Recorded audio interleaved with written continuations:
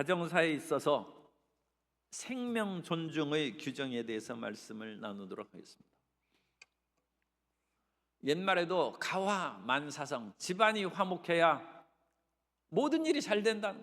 집안이 화목해야 밖에 나가서 사업을 할 때에도 사람이 기분이 좋으니까 손님들을 상냥하게 대하고, 협력사나 또 입찰이나 제반 일들도 그 사람이 마음이 기쁘니까 잘 되는 것입니다. 오늘 아침에 EBS 토익 방송을 제가 들으면서 이제 이런 때는 좀 집이 좀 멀었으면 오래 듣는데 하는 생각도 들고 그래요. 집이 가까우니까 금방 끝나. 그런데 그 토익 강사가 그런 얘기를 합니다. 마음에 기분이 좋아야 단어도 잘 생각나고 기억도 잘 나고 또 잘 외워진다.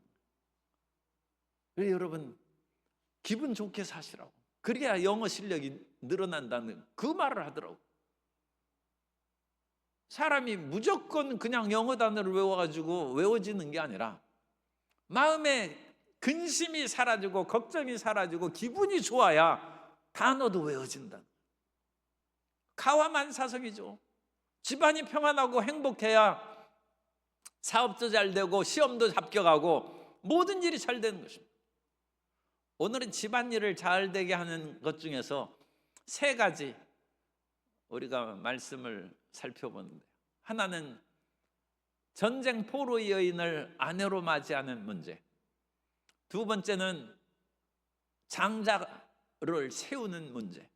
그래서 집안에 이제 여러 아들이 있는데, 물론 그 일부 다처제 사회에서 부인이 이제 2명 있어요.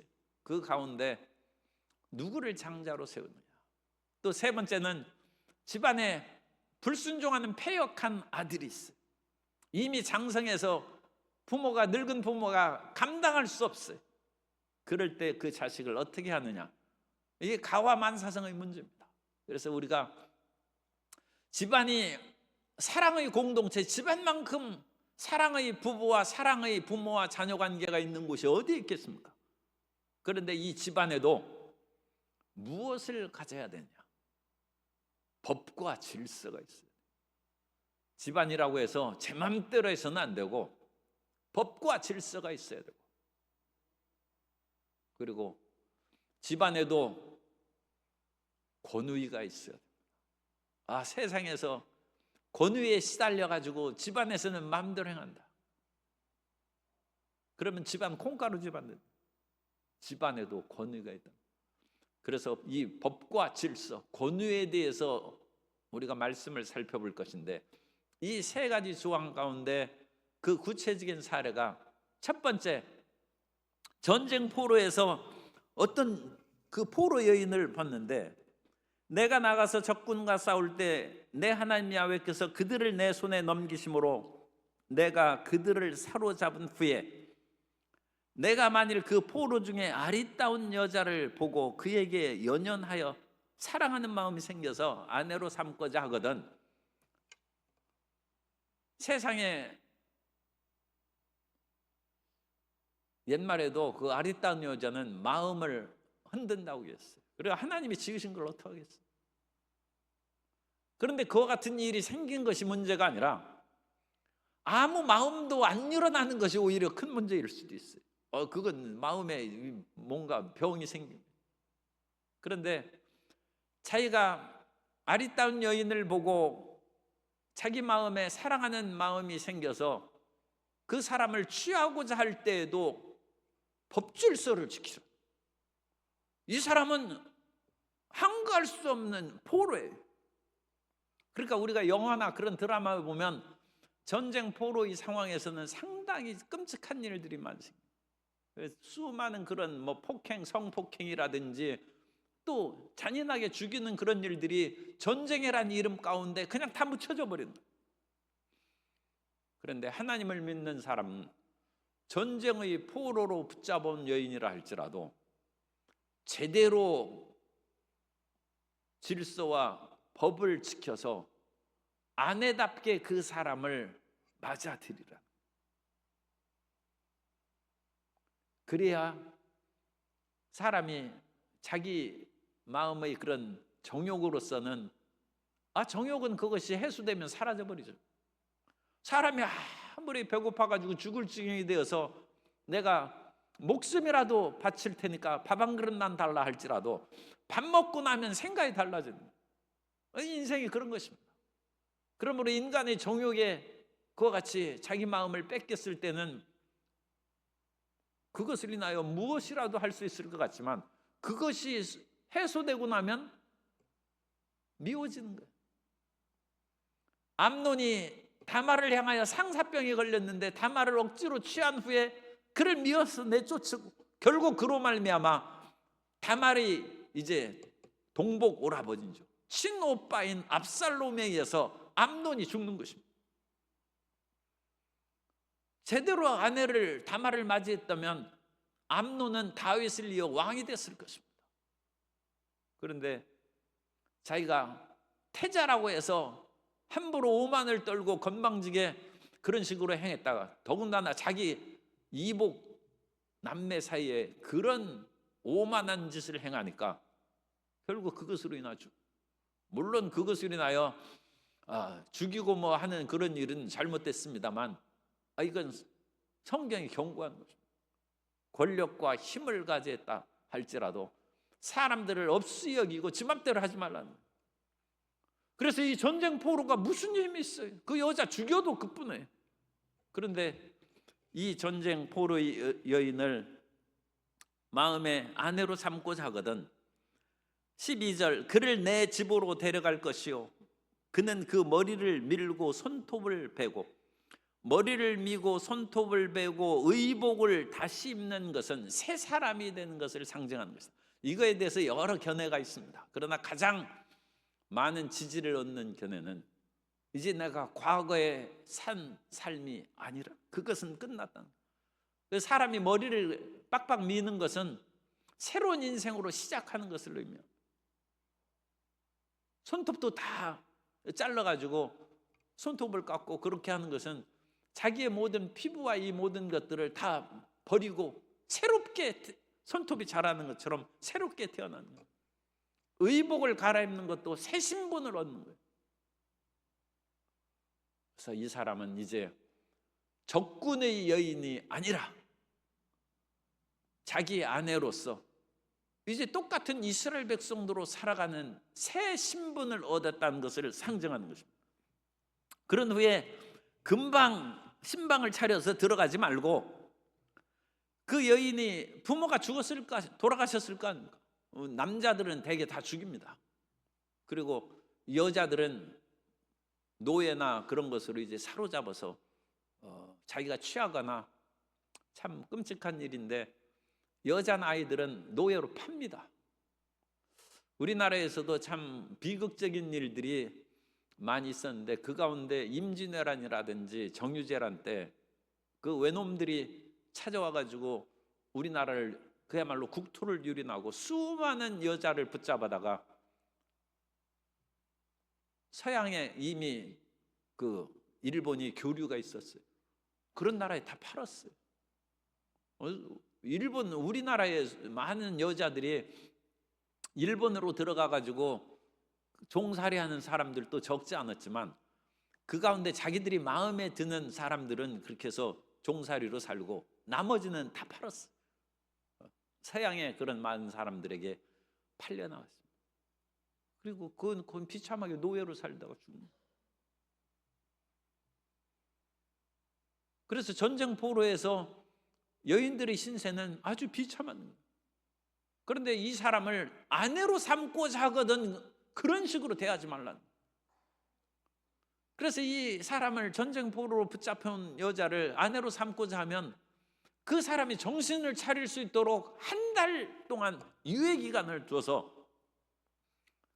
부모님은 아마 돌아가셨을 것이고 또는 살아있다 할지라도 이제 적군의 그런 사람인데 어찌 만나겠습니까?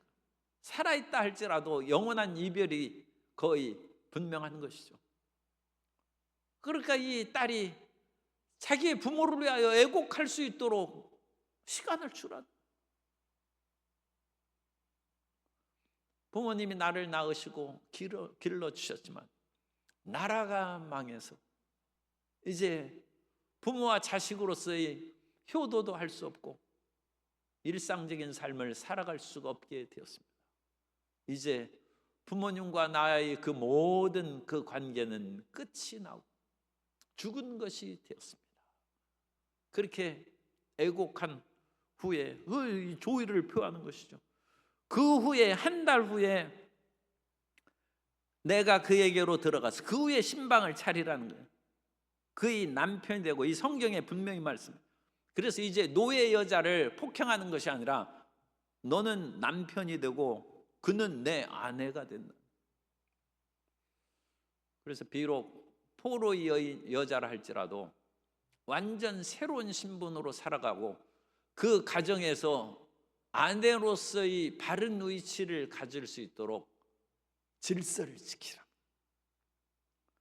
아내를 노예로 데리고 사는 사람은 가와만사성이 안 됩니다. 원래 부부는 일심동체라고 하는데 그 아내를 그런 노예로 데리고 살면 자기가 노예로 전락하는, 성경에 노예로 같이 데리고 살면 노예로 전락한다는 말은 없지만 분명하게 기록되는 것은 있어요. 창녀와 합하는 자는 너도 창기와 한 지체가 된다고. 그리고 창녀와 합하면 너도 창녀가 된다. 그러므로 자기가 그 사람을, 자기와 그야말로 몸을 함께하는 사람을 고귀하게 대하여 주지 않으면 너 자신이 비참하게 타락하고 그야말로 전락된 인생이 된다. 왜 자기가 그런 식으로 포로가 되고 비참한 존재로 낮아지면 되겠어요? 그렇게 하지 않으려면 이 여인을 사람답게, 아내답게 만들어 놓으라는 거예요. 그래서 그 기간을 두고 그와 함께 살라. 그리고 사람이 또 이 살다가 마음이 바뀔 수가 있어요. 인생은 뭐 여러 가지 변덕이 심해요. 그래가지고 사람이 전쟁 포로가 아니더라도 우리가 정상적으로 결혼했다가도 마음이 싫어져 가지고 같이 못 살 수가 있어요. 그러면 그 사람하고 이혼 증서를 써서 내보내는 거예요. 그래서 서로 간에 각자의 그런 삶을 새롭게 살아갔는데, 이번의 경우에는 이 여인이 원래가 전쟁 포로예요. 그러니까 이 포로는 아무 가치가 없는 것이죠. 그러나 이 사람을 이미 한 달 동안 그런 유예 기간을 두고 모든 가정의 법 질서를 지켜서 아내로 맞이하였기 때문에 내가 얼마 동안 살다가 싫어지면 이 사람은 자유인이란 거예요. 이 사람은 더 이상 포로가 아니라 자유인으로 그 사람을 돈 받고 팔지 말고, 이 사람 원래 노예로 붙잡은 사람이다 해서 팔지 말고, 이 사람은 노예의 그런 파는 사람이 아니라 너희 아내였다는 거죠. 그리고 성경에는 내가 욕보였으므로 그 사람을 팔지 말라고 했는데, 이것은 이 여자가 선택의 여지가 없음을 말합니다. 그러니까 남편은 진정 따뜻하고 사랑하는 마음으로 그 여자를 대했을지라도 그 여자는 그 남편이 마음에 안 들 수가 있어요. 그러나 마음에 안 든다고 해가지고 거부했다가는 자기가 죽는 것이죠. 아니면 노예로 팔려가가지고 더 나쁜 데로 구렁텅이에 빠질 수가 있어요. 차라리 자기를 사랑하는 사람하고 그냥 사는 게 나아요. 자기 마음에 안 들지라도. 그죠? 그러니까 이 결혼은 일단은 강압적인 결혼이라. 그 여자가 자유로운 상태에서 남편을 선택할 수 있는 여지가 없다는 거예요. 전혀 없기 때문에 남편이 비록 사랑해서 그 여인을 취했다 할지라도 이 결혼은 강압적으로 결혼한 것이기 때문에 돈을 받고, 그 뜻이 그를 욕보였은 즉 그런 뜻이에요. 그러니까 이것은 정상적인 부부 관계였을지라도 여자가 항거할 수 없는 상황에 처해, 그런 상황에서 이제 결혼이 되었으므로 종으로 여기지 말지니라. 그래서 결혼의 관계는 대등해야 돼. 그래서 가와 만사성을 이루려면 어떤 왕자하고 결혼하거나 그 왕자가 신데렐라하고 결혼하든 간에 그 사람을 대등하게 여겨야 돼. 또 여자가 공주인데 바보 온다라고 결혼할지라도 바보 온다라고 동등하게 서로 부부가 살아야 된다. 당신은 바보 온다라느냐? 그렇게 해가지고 남편을 무시해서도 안 되고, 당신은 천한 집의 여인이 아니냐? 그런 식으로 아내를 무시해서도 안 된다. 그래서 가정의 평화를 위해서는 이와 같이 서로 대등한 그런 관계로 질서를 지켜서 혼례를 행하고 생활을 하는 것이 행복의 길이랍니다. 그런 것이 잘못됐으면 빨리 그걸 고쳐야죠. 그 다음에 두 번째는 고대 당시에 일부 닫혀져 있기 때문에 아브람도 사라를 하고 하가를 얻고 그랬지 않습니까? 그러니까 그런 것처럼 특히 후사가 없는 경우에는 그와 같이 다른 아내, 소위 말해서 첩인데 그런 아내를 얻을 수가 있어요. 그래서 15절, 어떤 사람이 두 아내를 두었는데 하나는 사랑을 받고 하나는 미움을 받다가, 한나와 분인나 얘기도 마찬가지죠. 한나가 자식을 낳지 못하니까 분인나를 얻어서 분인나는 또 자식을 여러 명 낳았어요. 그러니까 이 집안을 이어가는 거예요. 그런데 우리가 그 얘기를 참 생각을 안 했군요. 분인나에게 이미 아들이 있었을 거예요. 그런데 사무엘을 아들을 낳았지 않습니까? 그걸 생각하면 돼요. 그러면 사무엘은 사랑하는 한나가 낳은 아들이에요. 여러분, 사무엘을 장자로 세워야 되겠어요? 안 세워야 되겠어요? 그러지 말라는 거예요. 아무리 사무엘이 훌륭하고 믿음이 출중할지라도 장자는 분인나가 처음 낳은 아들이 장자지, 사랑하는 한나가 나중에 낳았다, 그거 장자 아니라는 거예요. 조선시대에 태조 이성계가 한시 소생으로 그야말로 기라성 같은 왕자들을 낳았어요. 그 가운데 태종, 방원도 나왔어요. 그런데 한씨가 돌아가신 후에 강씨를 아내로 맞아가지고 거기 또 두 아들을 낳았어. 그런데 지금 같이 누워 자는 사람은 강씨거든. 그러니까 강씨가 맨날 대왕, 왕이시여 내 아들을 잊지 말아 주옵소서 하고 자꾸 얘기하니까 이 벽앤머리 송사라는 것이 무서운 거예요.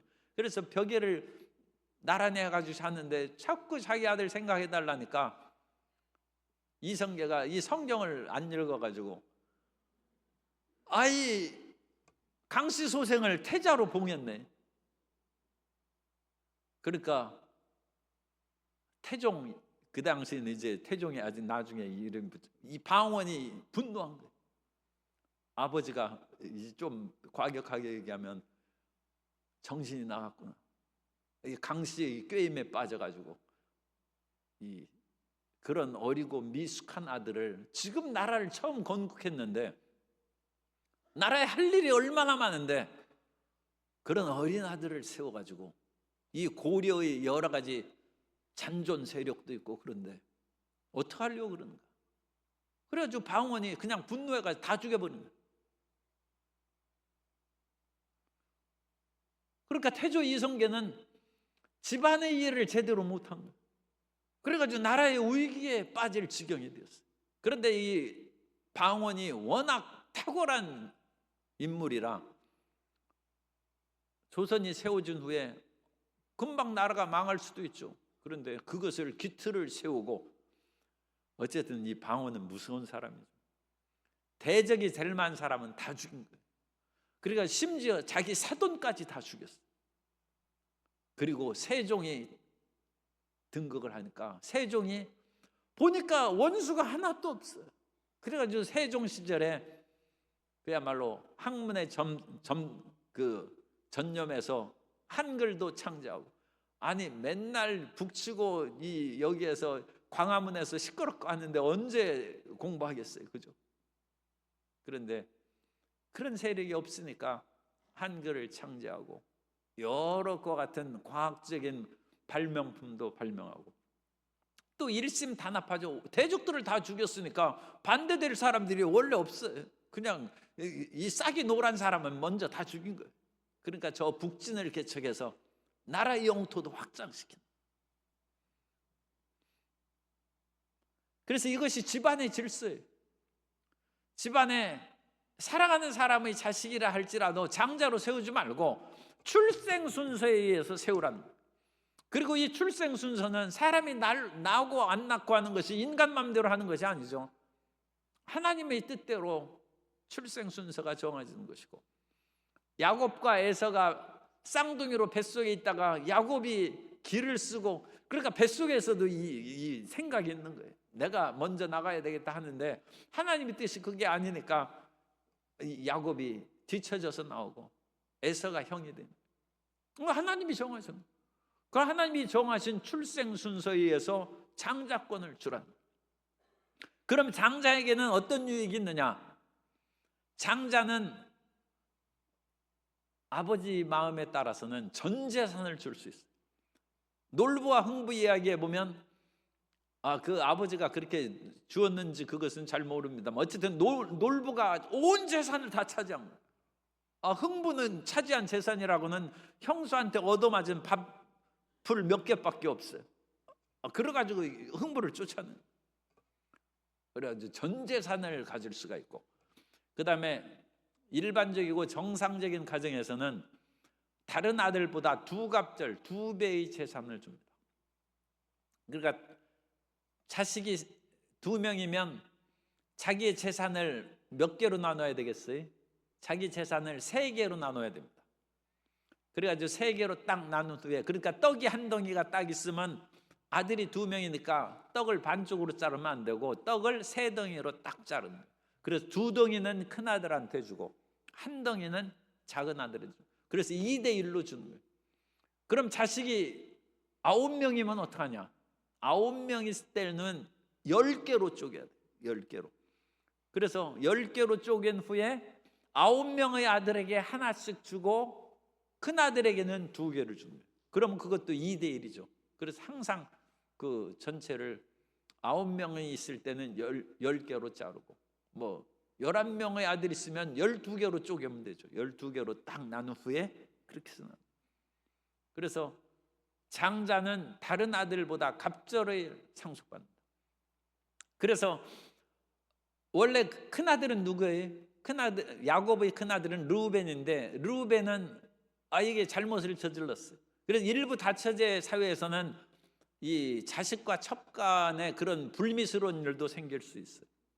왜냐하면 첩은 자에게 더 젊은 사람이니까.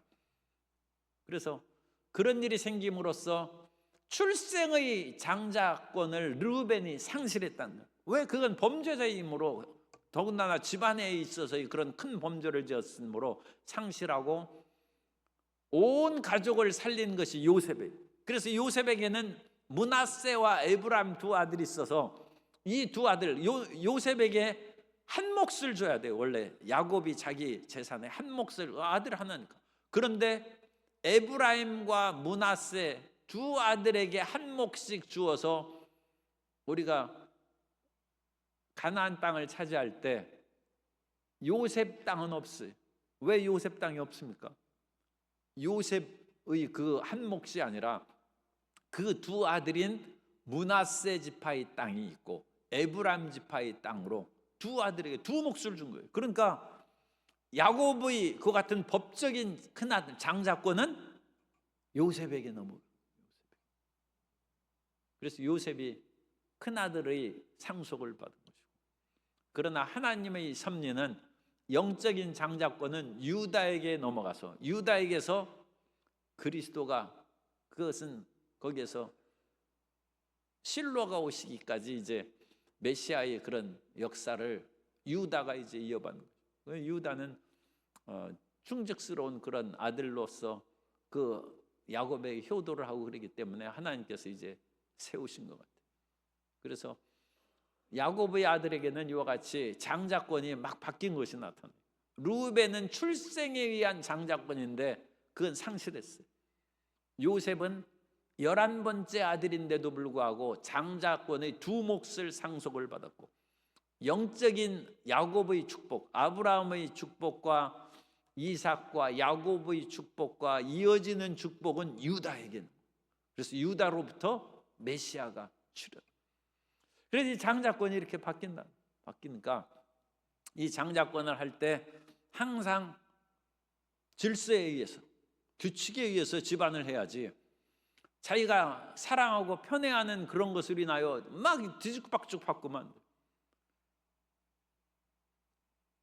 그러니까 우리가 뭐 집안에 재산이 있고 그럴 때에도 그것을 올바르게 질서를 지켜가지고 자식들에게 이 질서를 다 지켜 행한다는 것을 그렇게 해놔야 돼.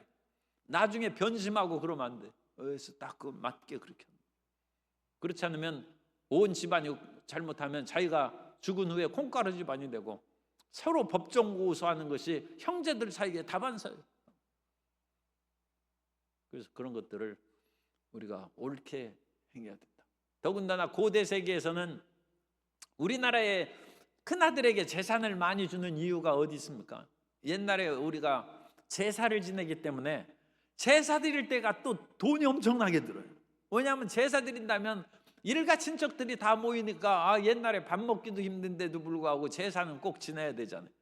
그러니까 제사를 여러 번 장손의 집에서 지으면 집안에 기둥뿌리가 뽑힌다.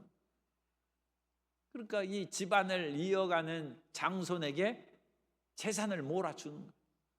그래서 조상을 섬기라는 거예요. 그래서 단순히 두갑절 뭐 그런 정도가 아니라 훨씬 더 많이 줘야 돼요. 그런데 오늘날은 이제 제사 안 드리지 않습니까? 예수님 믿고 우리가 기도하고 찬송하면 되니까 바카스 한 병만 사들고 오면 돼. 그러니까 별 문제가 없어요. 그래서 오늘날에는 아들, 딸 구별 말고 똑같이 1대 1대로 똑같이 한다. 옛날엔 딸은 제사를 안 지내지 않습니까? 그러니까 출가 외인이란 말이 거기서 생깁니다. 이 제사권이 없어요. 그러나 오늘날에는 이제 딸만 있어요. 그런 집이 많아요. 그러니까 이제는 우리가 딸도 상주를 하는 것은 전혀 문제가 안 돼요. 사실 이것은 오랜 그 전통에 의해서 실질적으로 시행하는 것은 별로 없어요. 사위가 대신하든지 그러는데 그렇지 않습니다. 딸이 사위가 직접적으로는 무슨 관계가 있어? 그러니까 딸이 상주를 해도 전혀 문제가 없고, 또 재산 상독도 아들이나 딸이나 똑같이 1대 1로 다 나누는. 이것은 오늘날 변화하는 시대에 그 가정을 평화롭게 하는 질서요, 법입니다. 이래야 가와 만사성이 이루어집니다. 그리고 집안이 평안해야 그 부모님이 돌아가신 후에도 형제가 서로 간에 원수가 안 되고 그래도 함께 가끔이라도 만나서 식사라도 같이 하고 그러지. 그것이 무너지면 이제는 영영 안 볼 수도 있어요. 그러니까 그런 것을 바르게 질서를 해놔야 돼요. 그래서 이 장자권의 문제가 있고, 끝으로 세 번째, 권위의 문제. 집안에 있어서 권위 문제. 18절에 보면 사람에게 완악하고 패역한 아들이 있어 그의 아버지 말이나 그 어머니 말을 순종하지 아니하고 부모가 징계하여도 순종하지 아니하거든. 그 부모가 끌고 장로들에게 해가지고 그 당시 법정에 호소해서 이 자식을 처단하라는 것입니다. 그래서 20절에 보면 이 자식이 이미 큰 자식, 성년이 되었다는 것을 알 수 있어요. 20절 끝에 보면 이 자식은 완악하고 패역하여, 그래서 이 사람이 미운 7살이 돼서 그런 것이 아닙니다. 미운 7살 때부터 이 말을 안 듣기 시작하더니 계속 말을 안 들어가지고 이제는 어른이 되어서 방탕했다는, 그리고 이게 여러 가지 그 사춘기를 지났다는 것이죠. 그리고 술에 잠긴 자라고 했어요. 그래서 나이가 어느 정도 20, 30대가 되기까지 방탕하고 술에 잠겨서 일도 안 하고 포도밭도 가꾸지 아니하고 양떼도 기르지 아니하고 그냥 방탕하고 술에 잠겨서 살고, 어머니가 타일러도 어머니 말은 코웃음 쳐, 아버지가 얘기해도 아버지 말을 듣지 않아. 이 성경에 분명히 여기 두 가지가 나옵니다. 그래서 18절에 아버지 말, 어머니 말. 히브리어로 아버지가 압입니다. 어머니는 엠입니다. 엠이 하는 것은 나의 어머니라는 뜻이에요. 히브리어 어미자를 붙여서. 그래서 참 언어가 하나인 그런 그것을 알 수 있어요. 그래서 아바, 아버지. 그래서 아빠라고 하는 것이 히브리어예요. 아바, 아버지, 나의 아버지. 어머니는 엠이에요. 그래서 나의 어머니는 엠이에요. 에미야 하는 것은 나의 어머니라는 뜻. 우리말에는 뜻이 좀 틀립니다만 어쨌든 앞 그런 것이 인간의 근원적인 발성에서 처음 나오는 소리라는. 그리고 근원적인 미음과 비읍이 발음하기가 제일 쉽게 나오는 거예요. 그래서 그것이 아버지와 어머니의 이름으로 온 인류 보편적인 언어. 맘마, 파파, 모든 서양에서 다. 그런데 여기에서 분명히 두 가지가 나와요. 그러니까 아버지 말만 들어가지고 아버지가 이 자식 처형해 달라고 해도 안 돼. 어머니가 동의해야 돼. 그래서 부모가 함께 간다는 거예요. 그래서 19절에 그의 부모가 그를 끌고, 그러니까 아버지는 이 자식을 처형해야 되겠다. 그래도 그 부인이 나는 못 간다 하면 자식 처형 못 하는 거예요. 그런데 그 어머니의 마음에도 이미 결단이 됐어요. 그래가지고 그 부모가 함께 이 자녀를 고발하면 그 상황을 파악하여 이 술에 방탕하고 술에 잠긴 아들을 사형을 시킨다. 그리고 너무 놀라지 마십시오. 이 법은 있는데 법이 시행됐다는 것이 성경에 없어요. 그러니까 참 어떤 부모가 아무리 방탕하고 이 세상에 방탕하고 술에 잠긴 사람이 한두 명입니까?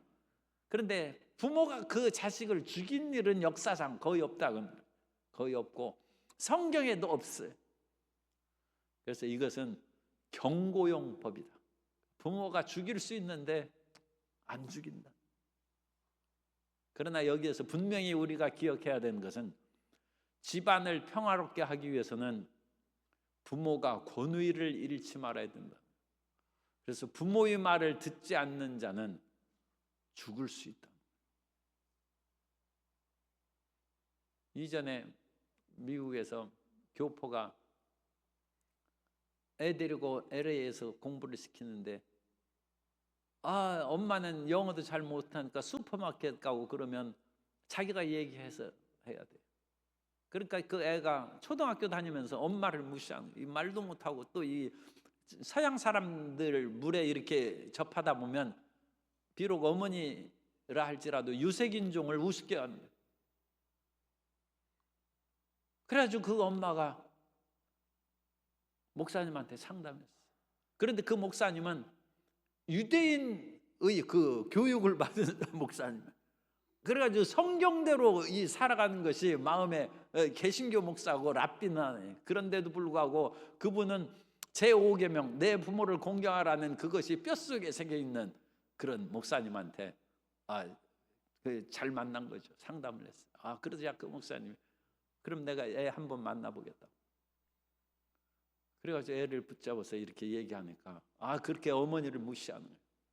그래서 성경에서 부모를 저주하는 자는 죽일지니라 하여가 성경을 딱 보고 이거 뭐라고 했는지 한번 읽어봐라. 부모를 거역하는 죽이라고. 그래가지고 그 목사님이 눈을 똑바로 보면 너 죽고 싶으냐? 애가 기가 빡진 거야. 네 엄마를 무시하는 것은 너를 죽일 수 있다. 그러니까 목사도 가끔 이런 위협을 해. 너 죽고 싶으냐? 그렇게 딱 하니까 애가 벌벌 집안에 권위가 있어요.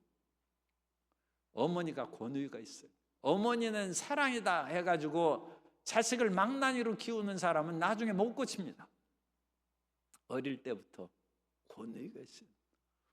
오늘 우리가 집안을 가와만사성으로 살기 위해서는 아무 아내나 그렇게 사랑하는 사람은 맞이할 수 있지만 법 질서를 지켜가지고 정식으로 그 아내를 맞이해야 되고, 장자를 세울 때도 올바른 그와 같은 규정대로 장자를 세워야지 자기 마음에 끌리는 대로 하면 안 되고, 그 다음에 패역한 자식은 집안의 부모의 권위를 무시하는 자식이죠. 아버지가 하지 말라면 하지 말아야 되는데 그걸 어기는 사람은 죽이라는 거예요. 그래서 집안의 화평의 역사가 이루어지기 위해서는 이와 같은 법 질서와 권위를 잃어버리지 않아야 된다는 것을 우리가 기억하고, 이미 많이 늦은 분들이 많이 있지만 할 수 없죠. 지금이라도 그것을 깨닫고 잘 기도하시기 바랍니다.